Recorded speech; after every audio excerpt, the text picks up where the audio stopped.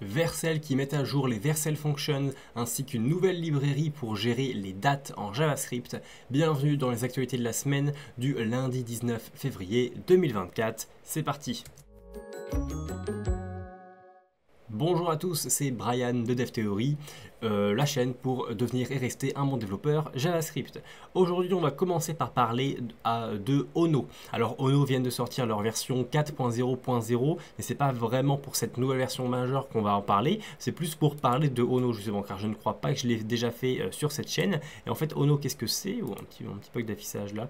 Ono, qu'est-ce que c'est? En fait, c'est un peu comme ExpressJS, mais pour toutes les plateformes qui vont exécuter du JavaScript. Donc c'est-à-dire que c'est un Express qui va marcher finalement sur les Cloudflare Workers, sur Deno, sur Bun, sur Vercel, sur Node.js bien sûr aussi, etc. Donc c'est fait pour gérer tout un système de routing, c'est un web framework et il va fonctionner justement sur tous les environnements un peu edge qui existent pour le JavaScript.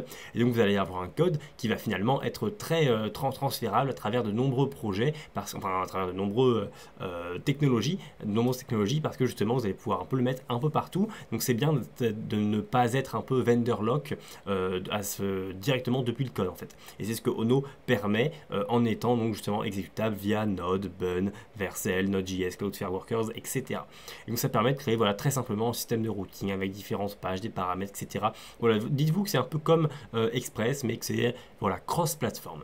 Et donc ils ont sorti une nouvelle version 4.0 et ce qui est intéressant, c'est qu'ils sont vraiment là depuis assez longtemps. Hein. Si on regarde un peu par exemple leur licence, voilà, ça date de 2 ans. Effectivement, moi, ça fait longtemps que je connais Deno. J'ai vu un peu Deno monter au tout départ où ils voulaient que ce soit à travers Deno et Node.js. Je me souviens quand Deno commençait. Et après, ils ont mis pas mal d'autres choses en place et c'est vraiment maintenant, c'est un super projet, je trouve, qui est très très bon. Donc pour tous ceux qui sont dans cette tendance-là un peu de projet cross-platform, je vous conseille vraiment Ono pour vos projets. Vous allez beaucoup aimer. Autre nouvelle cette semaine, c'est l'évolution des Vercel Functions. Alors pour ceux qui sont sous Vercel, il y a pas mal de modifications au niveau des Vercel Functions qui sont en place. Alors petit rappel, qu'est-ce que c'est les Vercel Functions? Et bien c'est simplement votre API REST en fait qui est côté back-end et qui est exécuté donc par Vercel. Et donc au niveau de la concurrency, donc du nombre d'invocations en même temps des Vercel Functions, et bien elles ont pas mal augmenté. On est passé pour une version Pro à 30 000 et pour des versions Enterprise à 100 000. Donc c'est vraiment énorme. Si jamais vous avez beaucoup de monde qui arrive d'un coup sur votre site web, clairement ça va pouvoir gérer tout ça.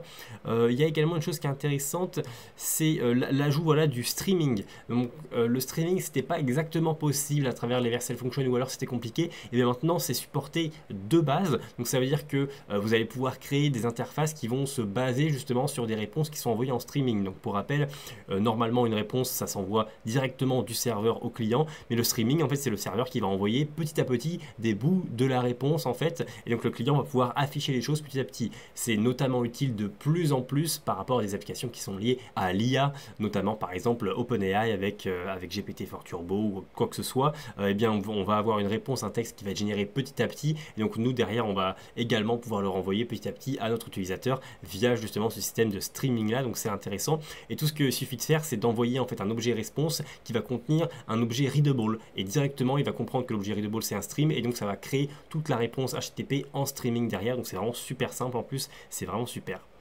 Également, une autre bonne nouvelle, je pense, c'est le fait que maintenant les Vercel Functions peuvent aller jusqu'à 5 minutes. Donc ça, c'est vraiment super. Et je crois bien que pour les versions Enterprise, c'est jusqu'à 15 minutes. Mais bon, ça ne concerne pas vraiment beaucoup de monde. Moi, personnellement, je suis sur la version Pro et je sais que 5 minutes, c'est vraiment super. Quand on va faire des longs traitements, c'est vraiment super. Également, un faster call start, donc pour que vos fonctions commencent plus vite. Et d'autres petites choses dont on ne va pas forcément parler. Mais voilà, en gros, une évolution des Vercel Functions qui est toujours très très appréciable.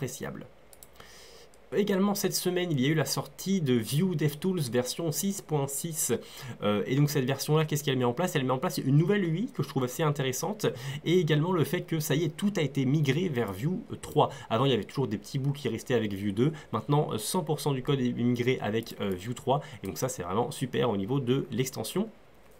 Qu'est-ce que je veux dire par rapport à ça? J'utilise pas mal Nux. Moi, j'utilise Nux sur tous mes projets où j'utilise Vue.js en fait, mais j'utilise quand même l'extension donc Chrome de Vue DevTools pour justement gérer un peu plus les props des components, etc. Parce que Nux DevTools, c'est vraiment un super outil pour la DX, c'est excellent. Mais c'est vrai que pour les components en eux-mêmes, je préfère quand même aller sur Vue DevTools pour voir un peu plus, et bien justement les différentes props qu'il y a, leurs valeurs, modifier ça, etc. Ou voir l'arborescence qui peut être un peu différente de Nux DevTools. Donc voilà, je trouve que les deux s'allient bien. On n'est pas obligé d'utiliser que Nux DevTools si jamais on est sur Nux. Je trouve que avoir également Vue, c'est intéressant. Et donc cette nouvelle version là est bien également super à avoir donc sur vos extensions. Dernière chose cette semaine, c'est la librairie de la semaine, Tempo. Alors Tempo, c'est une nouvelle librairie pour gérer les dates. Alors comme si on n'en avait pas assez, effectivement, il y a Day.js, DateNFS et pas mal d'autres choses. Eh bien Tempo, c'est une nouvelle librairie qui peut convenir à certaines personnes qui veulent quelque chose finalement d'encore plus simple parce que Tempo en fait va se baser totalement sur INTL, INTL.DateTimeFormat. Donc pour ceux qui ne savent pas, INTL c'est une API qui est liée donc au navigateur, c'est uniquement sur le navigateur qu'il y a ça, hein. Il n'y a pas trop ça sur Node.js ou quoi. Et donc c'est une API qui permet l'internationalisation de pas mal de choses, notamment donc des dates et des heures en fait. Et donc avec cette API là, eh bien, on peut formater une date, etc. Et ça même sous différentes time zones en disant donc la time zone que l'on veut ou le langage que l'on veut. Donc c'est vraiment une superbe API, mais qui c'est vrai parfois peut être un peu complexe à utiliser.